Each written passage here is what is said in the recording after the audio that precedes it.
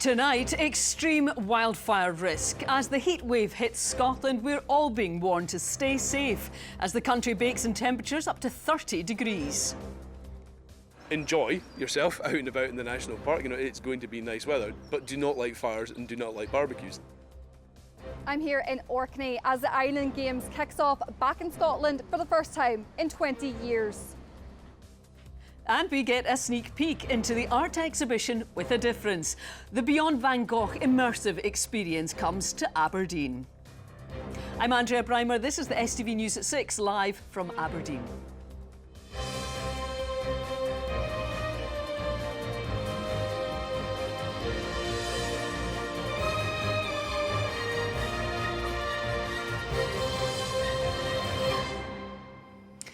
Good evening. An extreme wildfire warning has been issued as Scotland bakes in the heat this weekend. And it's not just on land. The Coast Guard have also put out a warning for people to be aware of the risks at sea. Temperatures could hit 30 degrees in some places tomorrow, and fire chiefs say there is a high risk of a wildfire near Granton reigniting. Around 30,000 acres of Moray and Highland burned a fortnight ago. An early drought and lack of rain are said to have exacerbated the danger. Ian Ramage has more. Scotland's in for the hottest weekend of the year with Mediterranean temperatures, and early birds were quick to get their towels down today at Britain's highest beach, Lochmorlich in the Cairngorms. But with it comes some gentle advice. We have always had a policy of no fires and gas barbecues only here at Lochmorlich, but we do find that people come with sort of disposable barbecues and taking wood or trying to find wood from the area around the loch so that they can have a campfire. The tip follows a reminder of what can happen if we're not careful. This drone footage reveals the scars of wildfires spreading 30,000 acres in Highland and Moray. The drama began on Darver Moor near Granton and impacted estates from Corder in the west to Nakando in the east. Fire crews from all surrounding communities were scrambled and assisted by local estates. We had a huge amount of support from landowners, gamekeepers, gillies, etc., and they had a large impact on how we were able to manage that fire and control that fire. And yeah, we owe a lot of thanks and gratitude and support that we got. A number of properties were evacuated. The toll on wildlife was severe. A joint police and fire investigations attempting to establish the cause of the various fires. There are pockets of wildfire from 2 weeks ago still smoking here on the Darver Moor between Granton and Nairn. It led to fire crews having to return to one spot for several hours on Wednesday night. Vigilance remains the watchword, and there's some good advice for outdoor lovers. Enjoy yourself out and about in the national park. You know, it's going to be nice weather, but do not light fires and do not light barbecues. That's the key thing. Think about what the consequences are of that, even if you think you're doing the right thing. We're expecting to have large periods of sunshine, which again will dry fuels out, low relative humidity, plus strong winds, medium to strong winds over that period of time. That all increases that risk. And the warnings aren't just on land. The Coast Guard's urging people to be safe on the water as well by being aware of tide times, avoiding water sports in an offshore wind, and to tell someone when you're going out and when you expect to be back. The extreme wildfire warning across Scotland runs until Monday. Ian Ramage, STV News. Women waiting for specialist gynaecological treatment say they're being failed by the NHS, with one patient telling us if she hadn't gone private, she might have died. Sarah Beaton from Elgin was told she'd need to wait 18 months for treatment, but decided to pay for a private scan of her uterus, which revealed cancerous tissue. The Women's Health Minister for Scotland said she does accept people could be dying early as a result of long waits. Our political reporter Laura Alderman has been speaking to Sarah. Most days, Sarah doesn't like to think about the health issues which traumatised her last year. After experiencing severe pain in her pelvis, the mum from Elgin was told she'd need to wait 18 months for specialist gynaecology treatment. Consumed with worry, Sarah paid to go private, and cancer was found. I have to stop and think sometimes and think, where would I be if I hadn't done that? And it's scary. It's terrible, absolutely terrible. And all effect, people are dying on the waiting list because they're not getting the treatment that they need when they need it. And the NHS is incurring so much more costs because when people are diagnosed, they're so much further down the road than if they'd been diagnosed earlier. If I'd waited, I would be sitting here none the wiser, and 2 years further down the line, I would have been a lot worse. Gynecology cases are among the worst affected by delays in treatment. Nearly 13,000 women are on a waiting list, with 10% waiting more than 2 years. Jeanette from Lochgelly has been battling endometriosis symptoms for almost a decade, but has never had a formal diagnosis. You're basically the zombie in your own life sort of thing, like having to deal with constant pain. Like even painkillers don't even solve the pain. She now has an appointment for next month, but rather than being seen at her local hospital in Dunfermline, it's almost an hour's drive away in St Andrews. I was disappointed because literally women shouldn't have to travel like very much 62 miles just to attend an appointment when they essentially have one on their doorstep. NHS 5 says patients are offered appointments depending on the nature of their procedure and where capacity is available. It said transport assistance is also available in certain circumstances. I have been working very closely with the Women's Health Champion, Professor Anna Glazier, to ensure that we can direct funding where it's needed. And in the programme for government in the last budget, we have allocated 8.8 million to support reducing waiting lists specifically for women's health. I welcome the comments from the First Minister, as I've welcomed the comments from the Health Secretary when I've raised this before, but despite raising it repeatedly and getting encouraging comments from ministers, we are still seeing unacceptably long waiting times in NHS Grampian and indeed in health boards across Scotland. For thousands of women like Sarah and Jeanette, the impact of long waits goes beyond the physical pain. Mental health, social lives and careers can all be damaged as the months and even years with no answers roll on. Laura Alderman, STV News. A Fife man who used his dogs to abuse animals, including the attack of a pet cat, has been jailed for 12 months. 28-year-old Brandon Robb pled guilty to 20 charges linked to the abuse of animals, mostly involving wildlife, such as hares, deer and even a fox cub. A wildlife crime officer said these crimes were some of the worst he'd ever seen. A warning that Lewis Meekey's report contains footage some viewers may find distressing. In this TikTok video, Brandon Robb instructs his lurcher dogs to attack a hare. Good lad. It's too graphic to show further footage. Police identified Robb's voice and through a warrant discovered a number of similar videos on the 28-year-old's phone, believed to be filmed in woodland near his home in the Fife village of Leslie. He targeted deer, rabbits, birds, even a fox cub. Potentially the most disturbing involved this pet cat. In the moments that follow, Robb instructs his dogs to attack the animal. Certainly the seriousness and level of offending that was demonstrated by Brandon Robb was unprecedented. Last month, Robb was sentenced to 7 years in prison for subjecting children to a series of sexual assaults over a decade ago. This morning at Kirkcaldy Sheriff Court, he was told the totality of all sentences had to be considered. Sheriff Mac Ritchie told Brandon Robb that his offending was appalling. He said it was particularly disturbing that he had filmed the acts. And he said that had Robb not been serving a sentence currently, that this one would have been far longer. In this instance, he sentenced him to 12 months behind bars. That's to be served after the sentence that he is serving now, and he disqualified him from owning or working with animals indefinitely. Police say a tip-off on the TikTok video was crucial. Nearly every conviction success that we've been able to have has started with information received from members of the public.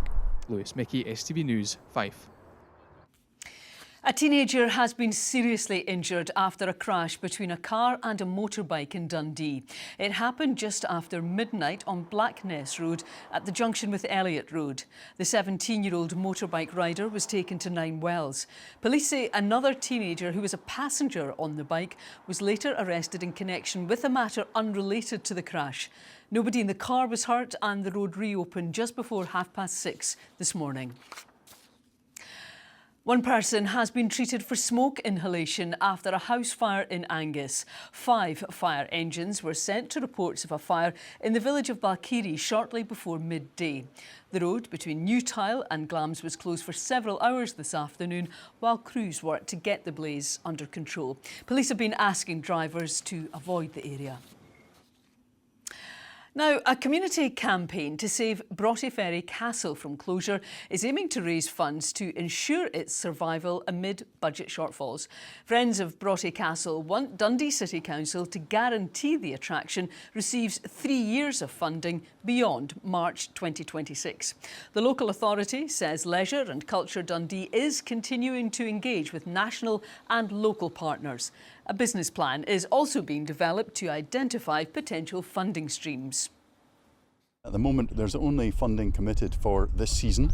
A decision would be taken in October as to whether to keep the castle open, and that would effectively mean the end of the lease being March 2026. Latest figures show around 40,000 visitors a year. And there's so much more potential. Broughty Ferry in many ways is getting busier. It's a bigger asset to Dundee than it used to be, and of course fantastic work done on the cycle path and the waterfront development has been a huge driver in that. We just need to make the most of the castle, not talk about closing it. Now, people from around the world have been arriving in Orkney for the 20th International Island Games. Competitors from the likes of Menorca, Bermuda, the Falklands and Greenland will join the home team to compete for the title. Almost 2,500 visitors are expected in Orkney for the Games, including our Gráinne Grehan, who's there for us tonight. Arriving from all over the world by plane and by boat, Orkney has never seen the likes before. Thousands of athletes are touching down, ready to compete in the internationally renowned Island Games. It's brilliant. I think it's grown from strength to strength as the Island Games, and it's a wonderful thing to be involved in. And the athletes are all really excited about being here and really ready to compete. So that's the main thing. It's a really relaxed atmosphere with that, and I think we tend to we just try and look after one another, which is sort of in keeping with the islands. Everywhere you look in Kirkwall, the streets show just how proud Orkney is to be hosting these games. More than 900 people are volunteering to help run the games. Local businesses are already getting busy. Well, it's great because obviously we've got visitors coming from all the islands and competitors, so it's really nice that they'll all be able to come onto the street and maybe they'll want to come and visit us again afterwards, hopefully. So we've stocked up on everything, and I think everybody wants to be working as well and being a part of it as well, so it's really lovely. 24 islands will compete in 12 sporting events over the next week. Organisers say it's one of the largest multi-sporting events in Europe this year. We've wanted to host for years, so getting that opportunity is fantastic. It's a fantastic opportunity for Orkney. You'll see and feel the buzz about the place as you go around. The whole community is getting behind this, and so they should. It's the biggest event we've ever held in Orkney. It puts us on the map, so it's another way of promoting what we're all about: our hospitality, our amazing sites, and our amazing facilities, amazing people, and hopefully people will get a taste of that this week and want to come back and spend some more time here. For many competitors, the games here are the biggest in their sporting careers. So far it's been amazing. We love the scenery, we love the community. Everybody has been wholesome to us. They've been invited, they've been welcoming, they stopped us, they gave us directions when we was lost yesterday. The weather, amazing. These games haven't even got going yet, but when they do, Orkney is set for days of sporting dreams and drama. Well, Gráinne is in Kirkwall for us tonight. I bet they're ready to put on quite a party there. It's absolutely incredible. The sun is beaming and there's just so much energy on these streets. Now, for the more than 2,000 competitors, they've been training for years for this very event. Tomorrow, the official ceremony will be opened by Her Majesty Princess Anne before some of the most talented athletes across the globe will be parading through these very streets. And of course, on Sunday, all the action kicks off. But I think for tonight, everyone is soaking up the atmosphere. Gráinne, that's great. You have a brilliant time there. Thanks for that. Well, that takes us nicely to sport now with Chris. You've covered the Island Games before.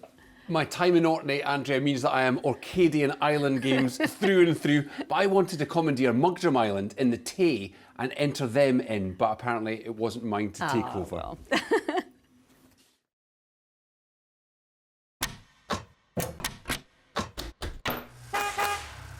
STV Sport, sponsored by the C.R. Smith Summer Sale. A very good evening. Well, what a day of sunshine and what a day of high-quality golf it's been at the Scottish Open. Well, let's find out how it's gone from our Factor 50 man, Ronnie Charters. Ronnie. Well, what a day two it has been here at the Renaissance Club, Chris. Soaring temperatures, some of the hottest on record for this tournament, and the golf on display has been red hot as well. The man they all have to beat, however, is American Chris Gotterup on 11 under par, shooting a joint course record of 9 under today. It has been a scintillating day of golf, and Oliver Wright can round up the best of the action. Taking him 11 under par, heading into the weekend. I mean, I definitely have felt like I've been playing good, and you know, you never really see a 9 under coming, but I felt like, you know, I got off to a good start today. Felt like I was going to play well, and definitely I probably picked up a couple more than I expected, but you know, I'm not going to complain. A couple of loose shots here and there, but overall, thought it was a good day, and obviously excited for the weekend. You know, right in the thick of things. You know, in contention going into the last 2 days, and you know, that's where, if there is anything you need to work on in your game, that's where it's going to show when you're, you know, under that sort of pressure trying to win a golf tournament. Yesterday was a good amount of wind, and but definitely like the local knowledge has definitely helped me out as a course, especially as a course like firms up and dries out. Just knowing you know, a few little things here and there has definitely paid off. A fantastic day of golf indeed for the thousands of spectators who have flocked here to East Lothian. And this is a tournament and a course that really does let the spectator get up close and personal to the biggest names in the world of golf. The youngsters today have had a field day trying to get the autographs of the likes of your Rory McIlroys and your Scottish Schefflers of this world. Jamie Bothwick spent the afternoon finding out who the youngsters are best at getting the autographs for. Can I get my t-shirt? Are you sure? Yeah. I don't want to get into trouble. No, I've already got one. What autographs have you got on your hat? Justin Rose. Harry Hall. Brian Harman. What are you going to do with your hat? It's got all these autographs on it. What are you going to do with it when you get home? Probably going to put it up on a shelf for display. How long have you been down here waiting for the players coming past? An hour. How does it feel when they come over, when they say hi and you get pictures and stuff like that? Surreal, it's crazy. If there's one player you want to get the autograph of today... Rory McIlroy. Yeah. Rory McIlroy or Scott Scheffler? Rory, definitely. Rory. If you could get one other player's signature somewhere in there, I don't know where they'd put it, who's it going to be? Robbie. Yeah, who would you like it to be? Rory McIlroy.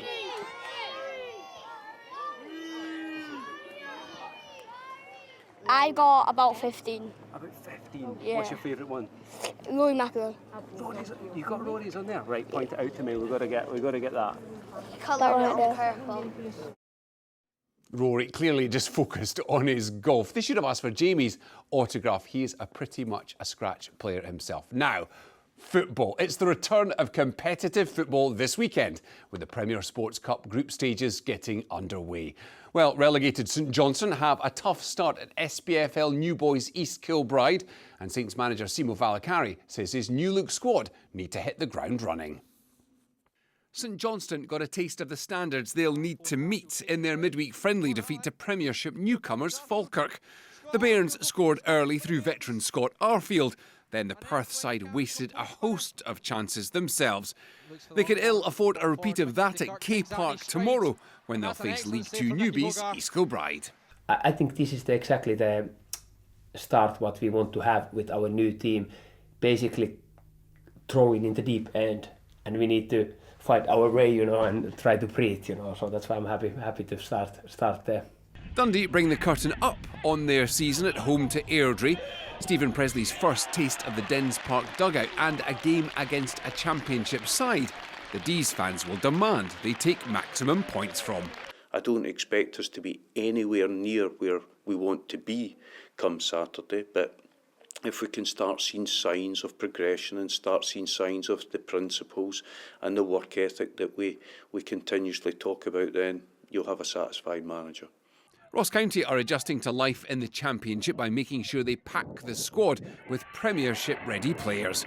Retaining striker Ronan Hale, for now at least, could be the difference for them as they make the long trip to Stranraer. Yeah, well, we're looking forward to it. It's a road we know well. We've done it, like you say, twice before in the last 2 years. We've won both games that we've been there, but I've been involved in assistant manager for both games, and there's been spells in the games where it's been a real challenge.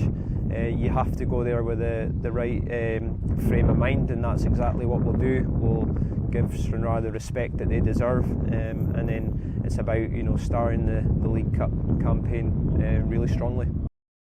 Yeah, very windy Grant Park in Inverness there. That's all from me this week. Oliver Wright will be in the hot seat come Monday. For everyone else, have a very good weekend. See you then. Bye-bye.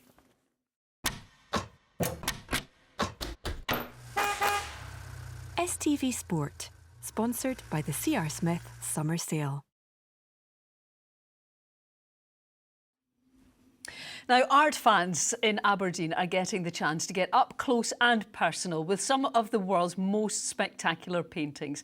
He is arguably the most famous artist of all time. And now the P&J Live is hosting an immersive installation showcasing the masterpieces, of course, of Vincent van Gogh. We sent Anne Smith to get a sneak peek behind the scenes of this alternative gallery experience. I can promise you're in for a treat. Just look at those famous sunflowers and the colours. Well, just incredible. Anna, tell me a little bit more about this exhibition. It's just not what you might expect, is it? No, it is an incredible look into Vincent van Gogh's life and into who he was as a person and the incredible, repertoire of the paintings that he has, and getting to be able to feel like you're going inside of the paintings and inside of his mind. Because these paintings, they're portrayed all over the walls. Yes, yeah. And even on the floor, I yes, think. Yeah. So, it's quite high tech, isn't it? It's extremely high tech, yes. So it took months and months of work to be able to figure out the paintings and figure out how to digitize them and make them feel like they are, being brought to life in front of you, and you can see the brush strokes and see kind of a little space into what went into creating them. And at the same time, we're learning about the life of one of the world's most famous artists. Yes, so we make sure we start off in an education area where it's not biographical, but it's going into letters that he wrote to people in his life, specifically his brother Theo, and it's again to kind of understand through his own words who he was and what he was feeling at the time of creating some of the most prolific masterpieces in the world. Is it an authentic experience? Because we don't actually have an original piece of art here. So I think that word, I mean, no, it's not an authentic gallery, but I think that's what kind of really has allowed, masses of people to come. It's not typical in that sense. It's really open for kids, it's open for anyone, and you get to kind of come, and sometimes galleries can feel a bit stuffy, but this is kind of a really amazing experience with a 360 soundtrack, and you really can get lost into his paintings in a different way. And look, it all just changes round about you, doesn't it? Yes, We've gone exactly. from the sunflowers now. Yeah. And I mean, this has attracted over 5 million people from around the world. What is it about these immersive shows that are so popular? I think it's because, it's a totally different kind of art form. And I think, again, it allows you to go into the entertainment in a way. And you feel a whole different kind of sense almost, I think, because of the way that things are personified around you with the music, with the video. And so, I think and I also think it's really accessible. I think it allows for all different kinds of people to come. So, it's a really incredible experience, and we can't wait to welcome Aberdeen. I saw it in London recently, and it's a very peaceful experience, that's for sure. Now to the weather. Well, we don't really know what to do with ourselves in this little heat wave we're having, do we? I guess we just need to enjoy it. You never know what we're going to get next week. Here's Sean with the details. Outbreaks of ancient sites will gradually settle into an evening of pizza plates al fresco. TUI sponsors STV weather. So a cracker of a weekend to come, although we've just got slight onshore breezes around the Angus, the Fife coast, which will just hold the temperatures down slightly compared to further inland. Tonight, dry with clear spells, but we will start to see some high and low clouds coming in, especially northern parts of Fife, around Angus, and stretching into the glens of Perth as well. Temperature-wise, we're about 14-15 degrees. Now, if you're up very early in the morning, don't worry, you might wake up and go, hang on a minute, I thought it was going to be sunny. Well, it will. It just takes a wee while for that high and low cloud to burn its way back towards the coast in the morning. But once it does, most of us are just in blue skies.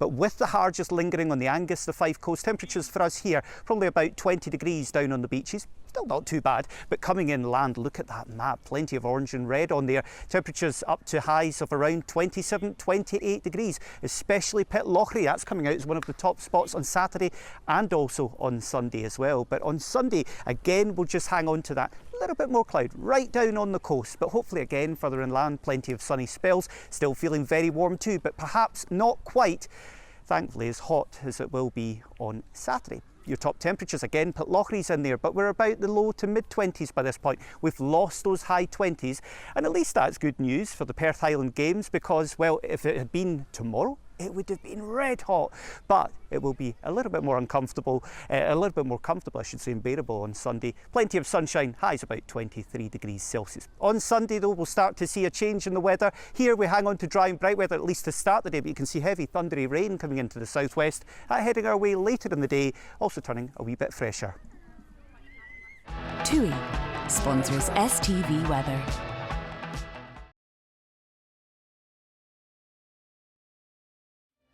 And that's it for tonight from all of us here. Good night.